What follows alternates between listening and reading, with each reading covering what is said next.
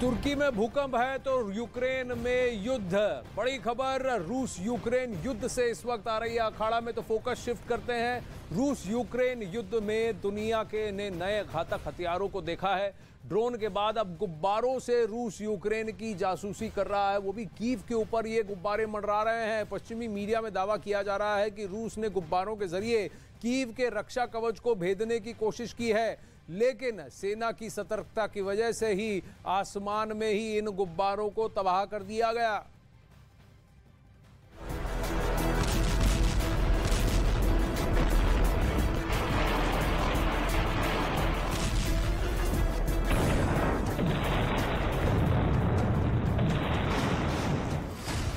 रूस ने यूक्रेन पर मिसाइल दागी।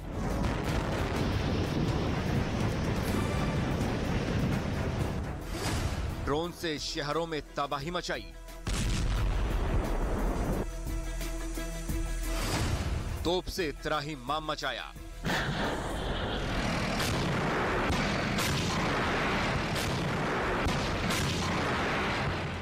और अब रूस गुब्बारे के जरिए यूक्रेन में तबाही की प्लानिंग कर रहा है। दावा किया जा रहा है कि मिसाइलों के बाद रूस ने कीव पर बैलून अटैक किया। गनीमत यह रही कि यूक्रेन की सेना ने इसे वक्त रहते मार गिराया। करीब 1 साल से जारी भीषण युद्ध के बीच अब रूस की सेना यूक्रेन के पूर्वी हिस्से में रक्षा कवच को भेदने की कोशिश कर रही है। रूस की सेना ने इसके लिए गुब्बारों का सहारा लिया। कई गुब्बारों को कीव के आसमान की तरफ उड़ाया गया, जिसे यूक्रेन की वायुसेना ने मार गिराया। कीव के अधिकारियों ने दावा किया है कि गुब्बारे उनके एयर डिफेंस का पता लगाने के लिए छोड़े गए थे, लेकिन सेना की तत्परता ने उनके इरादों को नाकामयाब कर दिया। Назвемо їх дідівські методи ще, тому що давно застосовувалися. Звичайна куля, так, метр, півтора, там діаметр може бути різний, наповнена газом, летить вверх. На шнурку прикріплений там той кутовий відбивач, радіолокаційна станція. Зрозуміло, що опромінює, так, виявляє його в повітрі, він відбивається, сигнал від цього відбивача, і це повітряна ціль. Так, на неї потрібно засобам протиповітряної оборони, взагалі тим радіотехнічним військам, які несуть 24/7 бойове чергування, треба реагувати. आसमान में गुब्बारे के दिखते ही कीव में सायरन बजने लगे। लोग अपने घरों और बंकरों में छिपने लगे। यह अमूमन तब होता है जब कीव पर रूस की तरफ से मिसाइल या ड्रोन अटैक किया जाता है। बारूद के दम पर रूस की सेना युद्ध का साल पूरा होने से पहले बड़ी तबाही की तैयारी कर रही है। तोपखाने, ड्रोन और मिसाइलें महीनों से यूक्रेन के कब्जे वाले पूर्वी इलाकों में बमबारी कर रहे हैं। Противник хоче так само, щоб ми витрачали на ці кулі повітряні, на ці відбивачі, які коштують взагалі нічого, так, свої сили та засоби, зокрема зенітних ракетних військ, які сьогодні є основою, які захищають нашу і критичну інфраструктуру та інші важливі об'єкти. Хочу сказати, що люди, які несуть бойове чергування постійно, про яких я згадав, це на органах військового управління і так далі. गुब्बारों के कीव के आसमान में आना जेलेंस्की को साफ चुनौती है। यूक्रेनी सेना ने भले ही उसे तबाह कर दिया हो, लेकिन ये कीव और यूक्रेन के लिए बड़ी पिक्चर का छोटा ट्रेलर साबित हो सकता है। बड़ी पिक्चर का छोटा ट्रेलर इसलिए क्योंकि 24 फरवरी में अभी फिलहाल कुछ ही दिन बाकी हैं। काउंटडाउन शुरू है, उल्टी गिनती 1 साल इस युद्ध के पूरे होने को है। युद्ध बदहाली लाता है, आर्थिक संकट को बढ़ाने में बड़ी भूमिका निभाता है। 1 साल से भी ज्यादा वक्त से जारी युद्ध की वजह से यूक्रेन की अर्थव्यवस्था को भारी नुकसान हो रहा है। आंकड़े बताते हैं कि यूक्रेन इस कदर मजबूर है कि उसे IMF से लोन लेना पड़ रहा है। जंग शुरू होने से पहले यूक्रेन का वित्तीय घाटा 38,000 करोड़ का था। दावा है कि साल 2022 में यह बढ़कर 2 लाख करोड़ रुपए तक पहुंच गया है। एक अनुमान के मुताबिक फिलहाल यूक्रेन का वित्तीय घाटा बढ़कर 3 लाख करोड़ से ज्यादा हो गया है। रूस यूक्रेन में के बीच जारी इस युद्ध की वजह से यूक्रेन की अर्थव्यवस्था पूरी तरह से चरमरा गई है। 2022 में यूक्रेन की इकोनॉमी 303% तक गिरने का अनुमान है, जबकि महंगाई में 266% का उछाल इसका दावा किया जा रहा है। जंग से बदहाल यूक्रेन आर्थिक हालात को सुधारने के लिए अब आईएमएफ यानी इंटरनेशनल मॉनेटरी फंड से लोन लेने को मजबूर है और आईएमएफ की शर्तें बहुत ज्यादा तीव्र कड़ी होती हैं। पाकिस्तान से पूछिए।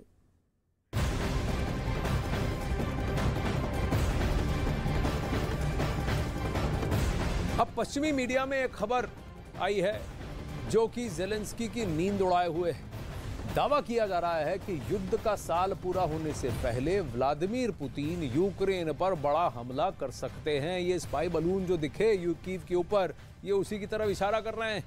और इस हमले को नाकामयाब करने के लिए वोलोदिमीर ज़ेलेंस्की अपने गोदाम को बारूद से भर रहे हैं। ज़ेलेंस्की ने इस बार स्वीडन से घातक हथियार की मांग की है।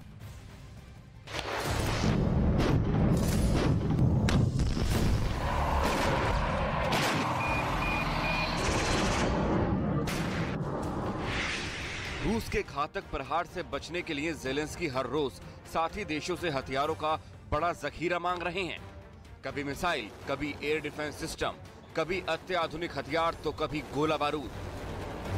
और ज़ेलेंस्की की जरूरत को नेटो देश पूरा भी कर रहे हैं।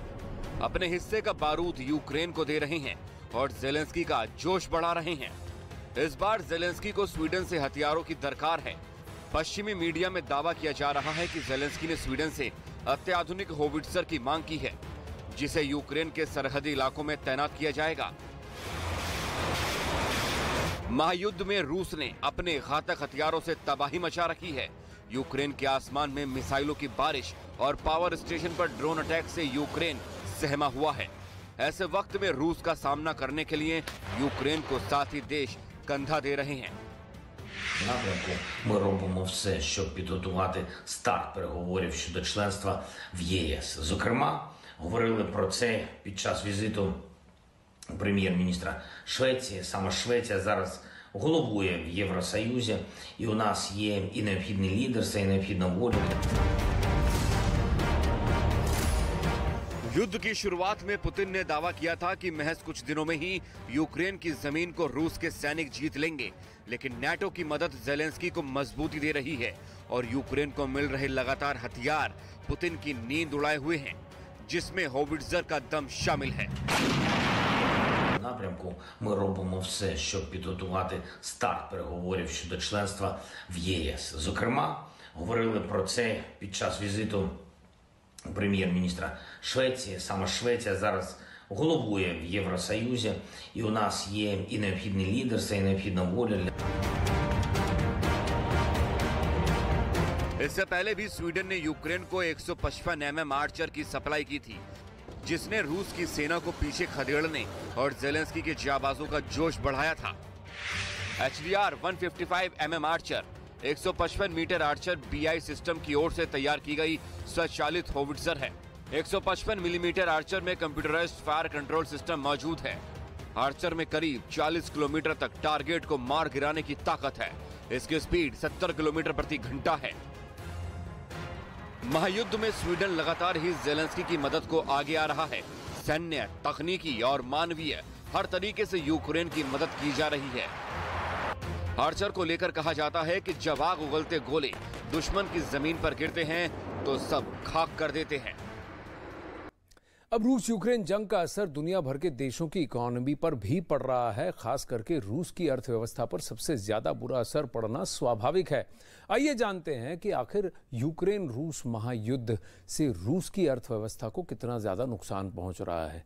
यूक्रेन का तो बैंड बज रहा है, लेकिन रूस को भी बहुत ज्यादा तकलीफें हो रही है। सबसे पहले आपको बता दें कि रूस की अर्थव्यवस्था 143 लाख करोड़ की है। युद्ध शुरू होने के बाद कई पश्चिमी देशों ने रूस की अर्थव्यवस्था को ध्वस्त करने के लिए कई सारे आर्थिक सैंक्शंस यानी प्रतिबंध लगा दिए। रूस की अर्थव्यवस्था में चल रहे कैश का आधा हिस्सा बेकार होने का अनुमान जताया जा रहा है। दावा है कि 40 लाख करोड़ कैश में से 23 लाख करोड़ के कैश बेकार हो चुके हैं। युद्ध में हो रहे भारी नुकसान की वजह से IMF ने रूस की अर्थव्यवस्था में 6% तक की गिरावट का अनुमान भी लगाया हुआ है।